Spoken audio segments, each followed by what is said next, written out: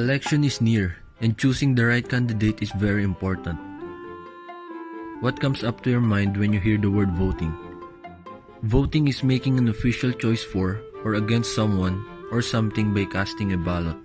So here's the 10 pointers when choosing the right candidate. Number 1. Know everything about each candidate. Whether they are running for national or local position, it is very important that we know everything about each candidate.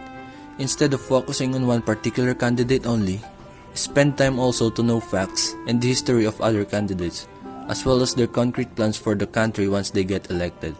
Are their promises really doable or mainly to attract votes? Number 2. Scrutinize their credentials. Running for public office is like applying for a job. Therefore, we must act like an employer or a staff of the Human Resources Department. Don't just read their resumes, but rather scrutinize them. Do a thorough research and take advantage of the internet. Google their names and don't just rely on what you read and watch on social media, especially Facebook. Number 3. Listen with an open mind. Politicians invest money just to learn public speaking and how to deal with different kinds of voters. Just like salesmen, they possess good looks and a very sweet voice, so beware when they speak kind words, especially when they are too good to be true. Instead, listen to them with an open mind. Intelligent politicians sometimes use words that should not be taken literally. Number 4. Focus on issues, not personal attacks. Every political candidate has a dark past, just like any one of us. It's also very common that a politician is being accused of doing something illegal or immoral. We all know how dirty politics is. Anyone can easily run to social media to destroy a politician's image.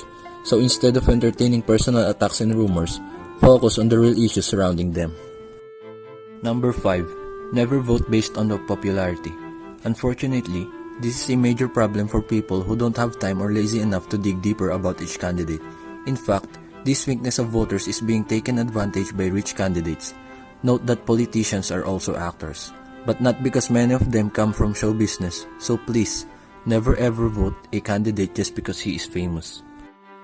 Number 6. Analyze how they handle stress.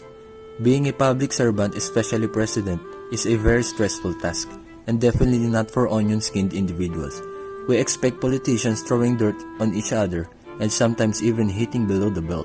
Many of them spend tons of money just to have a good image to the public, but in reality, some of them easily get angry and cannot handle stress.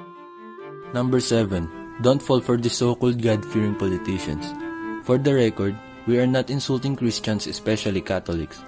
But the phrase God-fearing has been abused by traditional politicians, and if we analyze it deeper, it appears to be an isolation to non-Christians.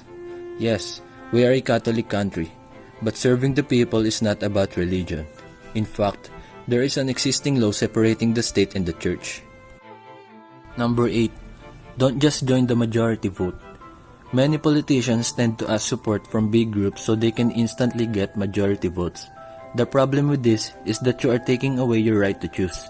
While there's really nothing wrong in listening to suggestions, don't vote a candidate just because you feel that many people will vote for him.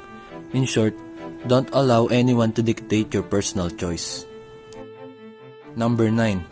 Listen to critics but avoid haters. Haters are born to be always negative. They never really like anyone and all they know is to oppose to people they don't like personally. Don't even try to debate with them because you will never win. On the other hand, critics are people who really understand the issues. Listening to them will help you weigh things based on the facts, not just personal opinions. And lastly, number 10. Vote what our country needs, not who you need. Politicians act like as if they really love the poor. In fact, many of them give away goods and money to poor families or do favors for rich businessmen. It's fine to accept their gifts, especially if you really need them, but it doesn't mean you should vote for them. Let's stop this utang na loob philosophy and vote what our country really needs once and for all.